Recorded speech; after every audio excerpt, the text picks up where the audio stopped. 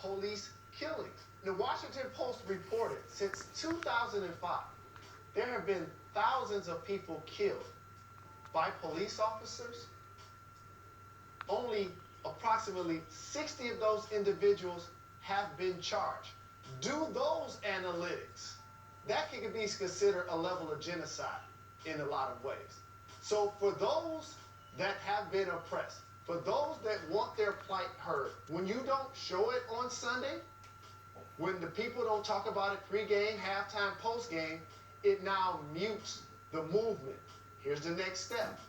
Okay, I took a knee, I did a passive protest. Okay, I'm gonna go more direct. As you saw on Monday night, I'm gonna hold the fist in the air. You're still ignoring me. So now when that happens, you create another level of action. Now when Colin Kaepernick started this, his statement was, I'm not going to stand up and show pride in a flag for a country that oppresses black people and people of color. To me, this is bigger than football, and it would be selfish on my part to look the other way. There are bodies in the street and people getting paid leave and getting away with murder. Now that's an interesting statement. Let's all remember why this originally started. There was a rash of police officers killing unarmed minorities. And what has happened on Friday night in Tulsa is exactly that. A gentleman by the name of Terrence Crutcher, his car was stalled out, stopped in the middle of the road. Police approached. We don't know what happened for the first 2 minutes between Crutcher and the police officer, but eventually, as we have all seen the video of, Crutcher had his hands in the air. He was walking away from the police officers. One police officer took out a taser. One police officer took out a live firearm. Terrence Crutcher was killed by the police officer with the live firearm. Terrence Crutcher bled out on the ground for 2 minutes. 2 minutes of time before he was given any aid at the scene, and Terrence Crutcher eventually passed away. In the wake of more events like this, do you expect to see more activism? I do. The frustrating part to those on the other end of the grieving process, being murdered process, is usually when these instances take place, that person is arrested, okay? That has not happened. So that now is going to create a frustration. That is not going to create an uproar that acknowledges, first and foremost, these type of things didn't just start happening. It's just now because technology is so prevalent, the masses get a chance to see it. Now, how about a couple of quotes that came out during this incident? Where the gentleman in the helicopter, now you're in a helicopter, okay? A helicopter. And you got the nerve to say that looks like a bad dude? Gentleman in the helicopter said, quote, time for a taser, I think, that looks like a bad dude too. Could be on something in regards to Terrence Crutcher. For somebody that's not direct upon the incident to make that statement, you tell me, if he wasn't dressed different, if he didn't have a different color, would that have been said? I don't believe so. I always like to be balanced about this. I like to be objective. There is a case. The police officers said that he was reaching inside the vehicle before they fired the taser and the live bullets.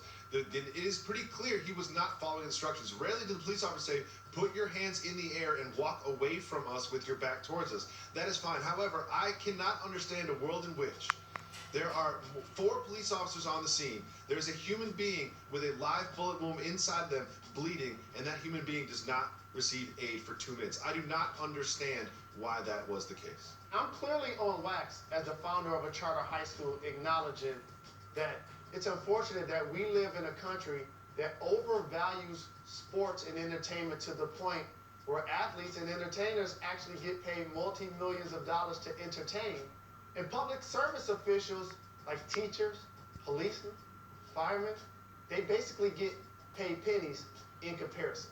The officers did give him some directions.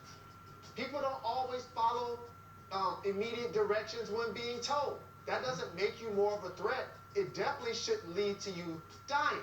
But let me tell you why somebody's going to be disobedient. Because the civil unrest is happening. And I don't necessarily blame the police.